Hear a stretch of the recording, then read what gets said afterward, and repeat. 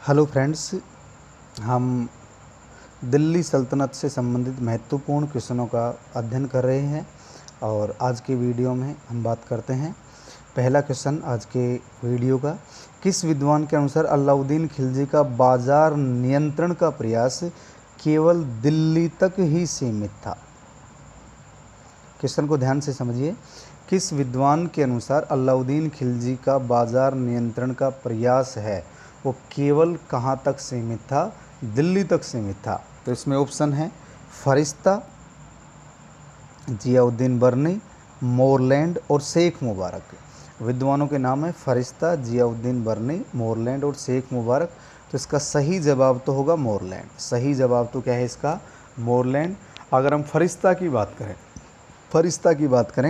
फरिश्ता ने तो यहाँ तक लिखा है कि ये जो बाज़ार नियंत्रण का जो प्रयास है, ये प्रयास सुल्तान के द्वारा यानी अलाउद्दीन खिलजी के द्वारा अधिकांश प्रांतों में लागू किया गया। फरिश्ता तो क्या बताते हैं कि अधिकांश प्रांतों में लागू किया, लेकिन मोरलैंड नामक विद्वान के अनुसार ये केवल दिल्ली तक ही सीमित था। अगला क्वेश्चन देखिए।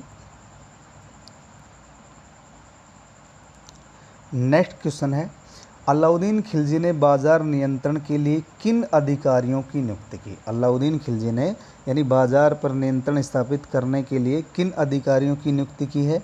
तो इनमें दीवान ए रियासत, सहना ए मंडी और बरीद ए मंडी।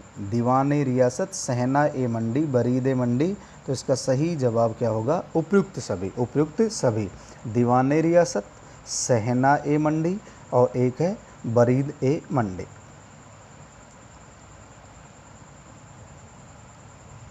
अगला क्वेश्चन है, अलाउद्दीन खिलजी के समय, ये की लिखा गया है के, अलाउद्दीन खिलजी के समय बाजार व्यवस्था का सर्वोच्च अधिकारी कौन था? अलाउद्दीन खिलजी के समय बाजार व्यवस्था का सर्वोच्च अधिकारी दीवान ए मुस्तखराज, दीवान ए मंडी, दीवान ए बरीद। जैसे एक को हम कर लेते हैं दीवान ए बरीद और एक है दीवान ए रियासत।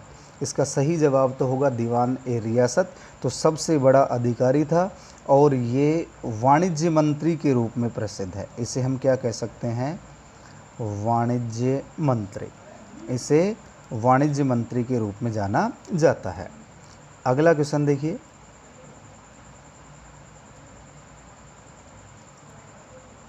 अगला क्वेश्चन है, अलाउद्दीन खिलजी की बाजार व्यवस्था को सफल बनाने का श्रेय किसे दिया जाता है? अलाउद्दीन खिलजी की बाजार व्यवस्था को सफल बनाने का श्रेय किसे दिया जाता है?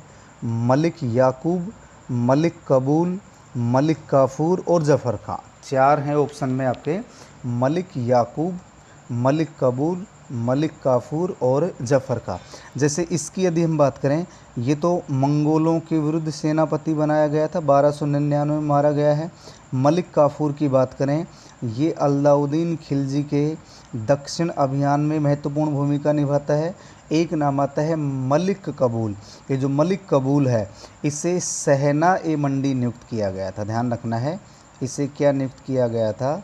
सहना ए मंडी।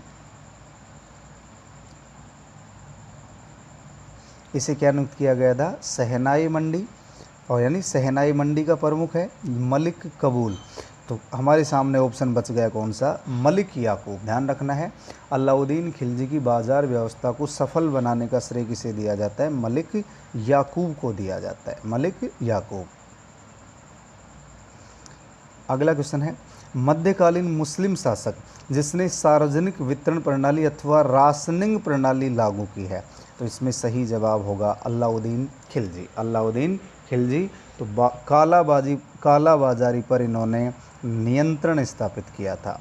कालाबाजारी पर नियंत्रण स्थापित किया गया और इन्होंने आपातकाल में अनाज के भंडारण हेतु गोदाम भी बनाए थे। आपातकाल में अनाज भंडारण के लिए गोदाम की भी व्यवस्था की है। अगला क्वेश्चन है, अलाउद्दीन खिलजी ने दिल्ली में बदायूं द्वार के पास कुल कितने बाजार स्थापित किए हैं? महत्वपूर्ण क्वेश्चन है।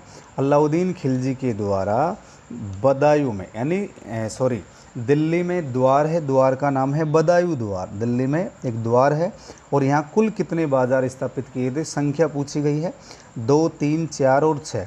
तो इसका सही जवाब तो होगा 3। सही जवाब तो क्या है 3। और 3 में भी जैसे नंबर 1 की बात करें, नंबर 1 है कपड़े का बाजार।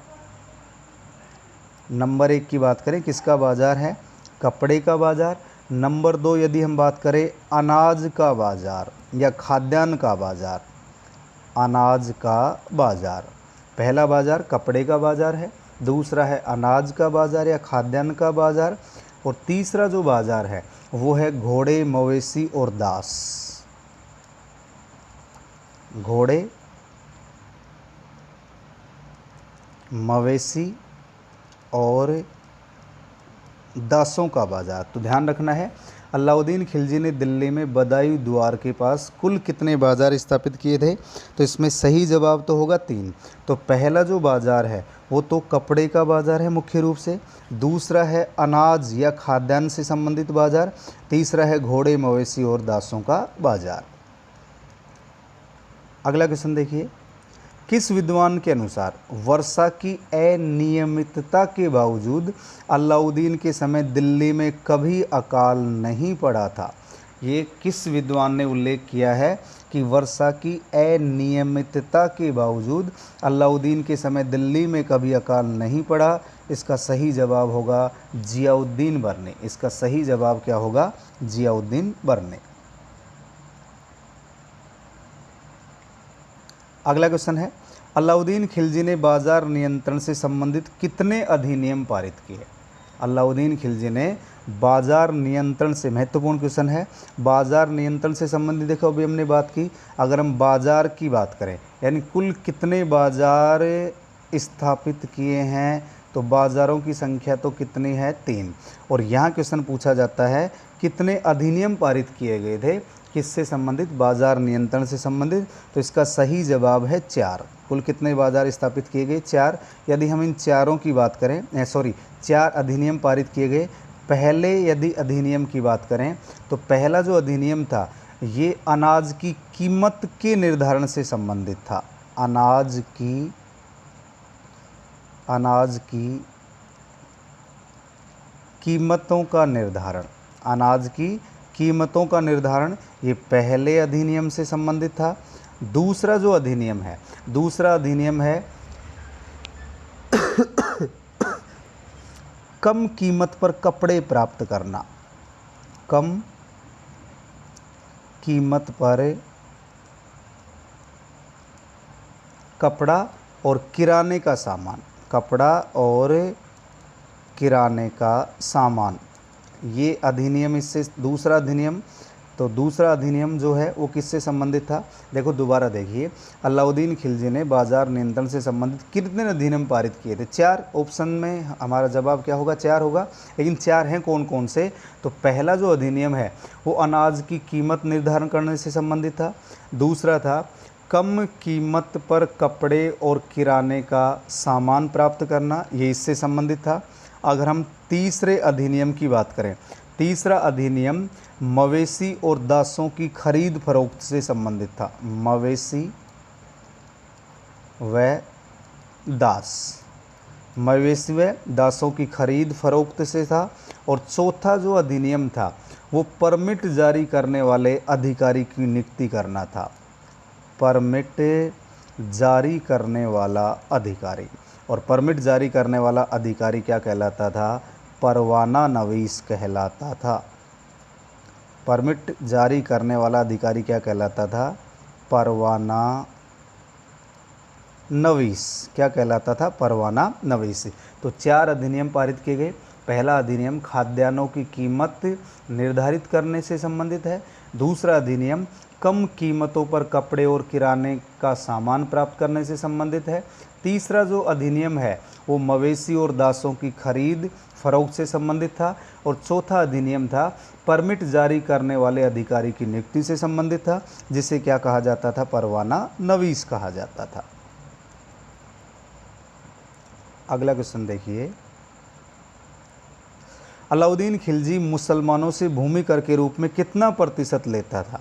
कितना प्रतिशत लेता था? 25%, यानी उपज का 1/4 भाग। बाकी अन्य रूप में यानी हिंदुओं से कर कितना लिया जाता था? उपज का 50%, उपज का 50%, या अपन कह सकते हैं 1/2 भाग। तो मुसलमानों से कितना लिया जाता था? 1/4 भाग या 25%। इसके बाद देखिए, अलाई दरवाज़ा से संबंधित कौन सा कथन सत्य नहीं है? क्वेश्चन को ध्यान से समझना है। क्वेश्चन पूछा गया है कि अलाई दरवाज़ा से संबंधित कौन सा कथन सत्य नहीं है। तो अलाई दरवाज़ा की यदि हम बात करें, ये दिल्ली में स्थित है।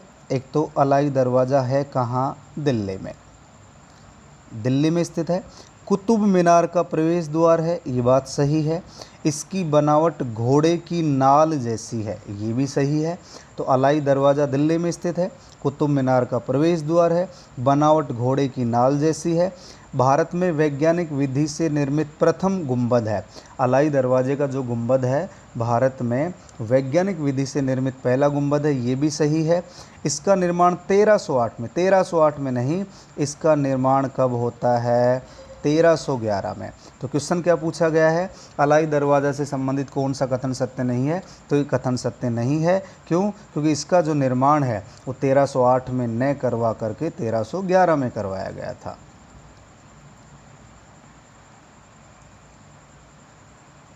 अगला क्वेश्चन देखिए, किस विद्वान ने कहा कि अलाई दरवाज़ा इस्लामी स्थापत्य कला के खजाने का सबसे सुंदर हीरा है? किस विद्वान ने कहा कि अलाई दरवाज़ा इस्लामी स्थापत्य कला के खजाने का सबसे सुंदर हीरा है? स्मिथ, मार्शल, फरिश्ता और बर्ने। इसका सही जवाब है मार्शल। मार्शल ने अलाई दरवाजे को इस्लामी स्थापत्य कला का सबसे सुंदर हीरा बताया है। अगला क्वेश्चन देखिए, अलाउद्दीन खिलजी द्वारा निर्मित किस इमारत में ट्यूडर मेहराब या चतुष्कोणीय मेहराब, ट्यूडर को ही क्या कहा जाता है? चतुष्कोणीय मेहराब। अलाउद्दीन खिलजी द्वारा निर्मित किस इमारत में ट्यूडर मेहराब अथवा चतुष्कोणीय मेहराब का प्रयोग किया गया? जमात खाना मस्जिद, अलाई दरवाज़ा, कुवत उल इस्लाम मस्जिद और हजार सितून महल। तो इसका भी सही जवाब होगा अलाई दरवाज़ा, अलाई दरवाज़ा। अगला क्वेश्चन देखिए, दिल्ली सल्तनत में किस इमारत में पहली बार संगमरमर का प्रयोग किया गया? ध्यान से समझिए, महत्वपूर्ण क्वेश्चन है। दिल्ली सल्तनत में किस इमारत में पहली बार मार्बल का प्रयोग किया गया है? तो इसका भी सही जवाब होगा अलाई दरवाज़ा। सही जवाब क्या होगा? अलाई दरवाज़ा। अगला क्वेश्चन है, अलाउद्दीन खिलजी ने मंगोल आक्रमण से सुरक्षा हेतु सीरी फोर्ट और हजार सितून महल का निर्माण कहाँ करवाया? अलाउद्दीन खिलजी ने सीरी फोर्ट, हमने इससे पहले वाले वीडियो में बात की थी कि इन्होंने 1304 में सीरी को राजधानी बनाया था मंगोलों से आक्रमण से सुरक्षा के लिए। तो अलाउद्दीन खिलजी ने मंगोल आक्रमण से सुरक्षा हेतु सीरी फोर्ट और हजार सितून महल का निर्माण कहाँ करवाया है? दिल्ली में। कहाँ करवाया? दिल्ली में। अगला क्वेश्चन देखिए, अलाउद्दीन खिलजी द्वारा बनवाया गया हौज ए अलाई अथवा हौज ए खास तालाब कहाँ स्थित है? यानी अलाउद्दीन खिलजी ने हौज ए अलाई अथवा हौज ए खास नामक तालाब का निर्माण करवाया, और ये भी कहाँ स्थित है? दिल्ली में। कहाँ स्थित है? दिल्ली में।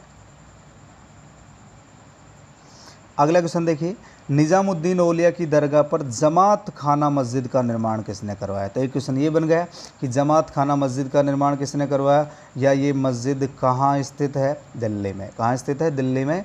तो निज़ामुद्दीन औलिया की दरगाह पर जमात खाना मस्जिद का निर्माण किस शासक ने करवाया था? इसका भी सही जवाब होगा अलाउद्दीन खिलजी। अलाउद्दीन खिलजी। अगला क्वेश्चन देखिए, भारत की प्रथम मस्जिद जो पूर्णतः मुस्लिम शैली या ईरानी शैली में निर्मित है। महत्वपूर्ण क्वेश्चन है। भारत की प्रथम मस्जिद जो पूर्णतः मुस्लिम अथवा ईरानी शैली में निर्मित है, तो इसका सही जवाब होगा जमात खाना मस्जिद। जमात खाना मस्जिद कहाँ है? दिल्ली में। निर्माण किसने करवाया है? अलाउद्दीन खिलजी ने। अगला क्वेश्चन देखिए, अलाउद्दीन खिलजी की मृत्यु के बाद शासक कौन बना? अलाउद्दीन खिलजी की मृत्यु के बाद, तो अलाउद्दीन खिलजी की मृत्यु के बाद जो अगला शासक है वो शासक बनता है शिहाबुद्दीन उमर। कौन बनता है? शहाबुद्दीन या शिहाबुद्दीन उमर। इसके बाद देखिए, दिल्ली सल्तनत का प्रथम सुल्तान जिसने स्वयं को खलीफा घोषित किया है। दिल्ली सल्तनत का प्रथम सुल्तान जिसने स्वयं को खलीफा घोषित किया, तो इसका सही जवाब तो होगा मुबारक शाह खिलजी। सही जवाब क्या होगा? मुबारक शाह खिलजी। ये जो मुबारक शाह खिलजी है, मलिक काफूर का वध करके शासक बनता है। मलिक काफूर जो अलाउद्दीन के दक्षिण अभियानों में महत्वपूर्ण भूमिका निभाता है, और ये मलिक काफूर उमर का संरक्षक था। शिहाबुद्दीन उमर का क्या बना हुआ था? संरक्षक बना हुआ था, और कुतुबुद्दीन मुबारक शाह खिलजी ने इसकी हत्या करके सिंहासन प्राप्त किया था। दक्षिण भारत के किसी क्षेत्र को दिल्ली सल्तनत में मिलाने की शुरुआत किस शासक के द्वारा की गई? ध्यान से समझिए, यानी दक्षिण भारत पर अभियान करने वाला, आक्रमण करने वाला पहला शासक तो कौन था? अलाउद्दीन खिलजी। लेकिन यहाँ क्वेश्चन क्या पूछा गया है कि दक्षिण भारत के किसी क्षेत्र को दिल्ली सल्तनत में मिलाने की जो शुरुआत है वो किस शासक के द्वारा की गई? सही जवाब होगा मुबारक शाह खिलजी। सही जवाब क्या होगा? मुबारक शाह खिलजी। इसने वारंगल के कुछ हिस्से को दिल्ली सल्तनत का हिस्सा बना दिया था। तो शुरुआत किसके समय हो चुकी है? शुरुआत किसके समय हो चुकी है? मुबारक शाह खिलजी के समय। अगला क्वेश्चन है, मुबारक खिलजी ने देवगिरी का नाम बदलकर क्या रखा था? यानी मुबारक खिलजी के द्वारा देवगिरी पर आक्रमण किया गया, और देवगिरी का नाम बदलकर इसके द्वारा रखा गया कुतुबाबाद। महत्वपूर्ण क्वेश्चन है, देवगिरी पर आक्रमण किया गया और देवगिरी का नाम बदलकर इसने क्या रखा था? कुतुबाबाद रखा था। अगले क्वेश्चन पे चर्चा करते हैं। किस विद्वान के अनुसार मुबारक खिलजी कभी कभी दरबार में नग्न अवस्था में आ जाता था? किस विद्वान के अनुसार मुबारक खिलजी कभी कभी दरबार में नग्न अवस्था में आ जाता था? और यहाँ तक भी माना गया है इनके द्वारा कि ये स्त्रियों के वस्त्र पहन कर के आ जाता था। स्त्रियों के वस्त्र धारण करके आ जाता था। तो ये क्वेश्चन गलत है, थोड़ा सा ध्यान से समझना। किस विद्वान के अनुसार या बर्नी के अनुसार, हम यहाँ लिख सकते हैं बर्नी के अनुसार कौन सा शासक कभी कभी दरबार में नग्न अवस्था में आ जाता था? तो उसका सही जवाब होगा मुबारक खिलजी। थोड़ा सा क्वेश्चन मिस्टेक है इसमें, तो बर्नी याद रखना है इसमें आपको, बर्नी ने ये उल्लेख किया है। अगला क्वेश्चन है, खिलजी वंश का वह शासक जिसने पैगंबर का सेनापति की उपाधि धारण की? पैगंबर का सेनापति की उपाधि धारण करने वाला खिलजी वंश का शासक कौन था? खुसरो शाह। ये खुसरो शाह मूलतः हिंदू था, और कहाँ से इसका संबंध था? गुजरात से। मूल रूप से ये गुजरात का हिंदू था, और खुसरो शाह इस कुतुबुद्दीन मुबारक खिलजी का वजीर भी नियुक्त किया गया था। इसका वजीर नियुक्त किया गया था, और इसने अपने आप को पैगंबर का सेनापति कहा। अगला क्वेश्चन है, दिल्ली सल्तनत के काल में शासक बनने वाला एकमात्र भारतीय मुसलमान कौन था? ध्यान रखना है, महत्वपूर्ण क्वेश्चन है।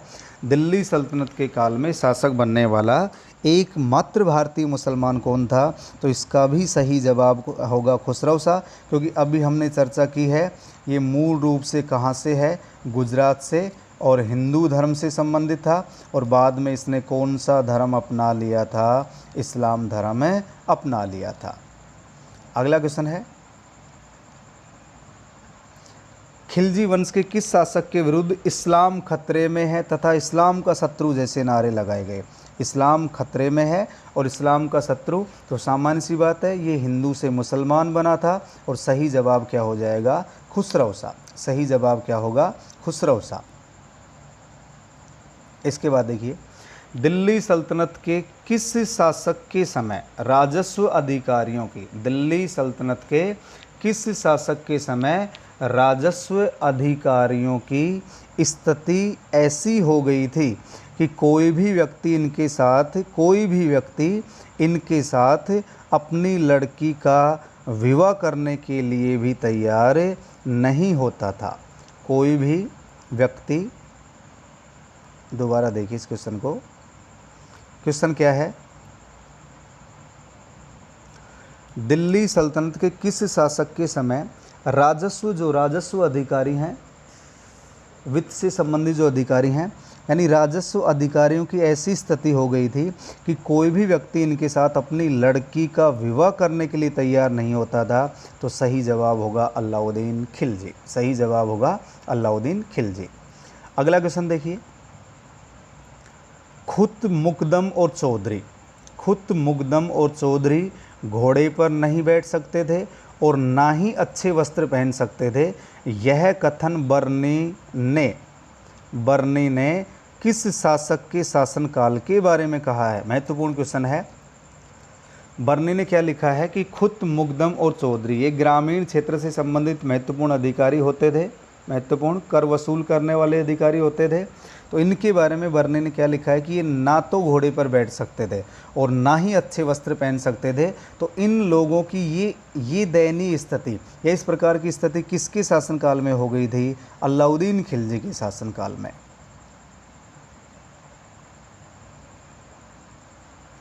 किसने तुगलक वंश के शासकों को तुर्कों की कैराना शाखा से संबंधित बताया है? किसने तुगलक वंश के शासकों को तुर्कों की कैराना शाखा से संबंधित बताया है? इसका सही जवाब होगा इब्न बतूता। तो आज की वीडियो में इतना ही। इसके बाद हम बात करते हैं नेक्स्ट वीडियो पे। जय हिंद।